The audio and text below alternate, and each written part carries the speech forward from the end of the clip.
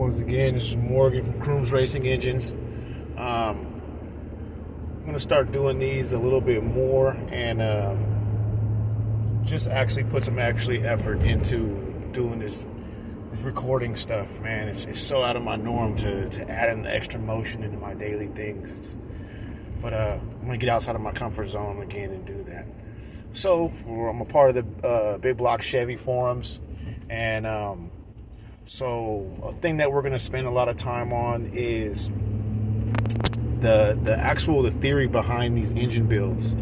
So to sum it up, the basic overall general theory behind the LS engine is, besides the modern, like the cam design and the roller lifters and the 1 millimeter ring pack and that sort of stuff, the thing is find really good cylinder head flow, and then you don't need such an aggressive camshaft to make the power. You can have a wider lobe separation angle, a much smaller duration at 50, which then brings up your vacuum and your idle quality and your low speed torque, and all those things come with that because you have the available airflow.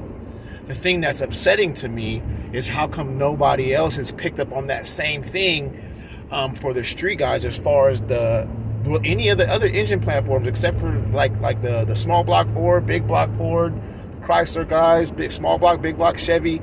There's tons of, in my case, from the world that I come from, builder heads that you can do, like 18-degree cylinder heads or SB2 heads or Big Chief heads, things like that, that offer massive flow. You have your rolled cylinder or valve angle to be able to do these things and see what kind of power we can get with that same sort of mind state. Put 18 degrees on a big block Chevy with a 220, 230 horsepower or a 230 duration cam. Where you going to end up with that? I think the results would be rather great, especially for the guys who do like the drag and drive stuff, and then the regular street guys. And I think it's worth the investment in time. I think people are really scared. If we make that the norm, the prices for those type of cylinder heads and that type of work would then go down. Because I think it's Chris Straub. He has the don't let me butcher his program, but I don't know what package he sells, but it's pretty much a bolt-on 18-degree package for the small block Chevy. And if we can get keep some of that flow, get it above the 330, above 340 CFM, around the 600 lift range, that would be a super nasty setup. There's a bunch of companies that offer almost factory location 18-degree stuff. By that I mean like the rockers, and for the most part the intake and exhaust location is in almost the same location as your 24 degree stuff. So I think that stuff, that's what I try to do, and I try to sneak that in some of my engine builds on people. Like, man, where'd the money go, man? I got these sets of heads for you, and they're all happy. I'm personally, the low volume that I do, I don't have the ability to do all the super research and development. I do it on my stuff. When I worked for Rex, I got a set of old sprint car heads on my Monte Carlo back in the day, and that thing was an animal. And I didn't even know half of what I know now, and I didn't have the connections that I have now, the dyno tuning and all that stuff, but I damn sure didn't have the money. So I'm doing that sort of stuff on my own. It'd be great to see the industry like Eric Weingartner and all these other big name guys that are doing this sort of stuff get out of the box thinking. Like I really. That's I think my biggest advantage in my small little area of where I'm at and where I build and stuff like that. That's my claim, is I'm not afraid to not follow the rules. Like, I'll try some shit. Not, oh, that's for. No, you don't know shit until you try it. And I like trying shit. So, fucking 12-degree CFE heads or something like that, 9 degrees. See what that shit does, man. I'm not into those rules. You can make some pistons fit.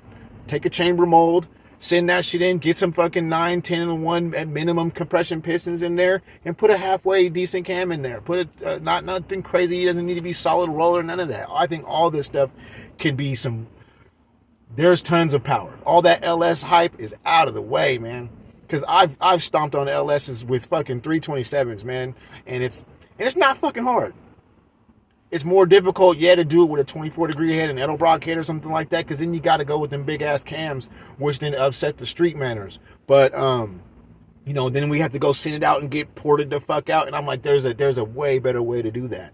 And the way to do that is to get some some very cost-effective rolled valve angle cylinder heads that are for the actual street consumer. And so anybody who's out there listening that ever might see this, man, please link up with me and try to develop something like that, because there's stuff out there that's a big market, and I don't know how that's been missed. I really don't understand how that's been missed, man, because the power is there. You guys all know the SB2 stuff, the 2.2, the 2.0. You guys know because you did it with NASCAR. You got 358-inch motors making 900 horsepower. Make it make sense. You can't tell me there's not a guy out there with a 406 that wouldn't love those set of heads. Exactly. So, and the same, definitely with the big block crowd. You'd bring a whole lot, all that LS shit would go out the fucking window. You put one of those kids behind a basic Asprey 96 with some 18-degree heads. He'll shit a brick in two. Promise you. So that's the type of stuff I'm on. I want to see, I'm tired of seeing fucking LSs all over the place. It's trash because no one's doing anything different. And I'm sorry to tell you. I don't give a fuck who you are. You're not doing shit different. Spent $12,000 on an LS swap, and at the end of the day, you still got a stock LS. I don't care. I don't care how it's garbage. So you guys ready to start doing something different, man? Contact me 916-595-0420. Let's make some horsepower.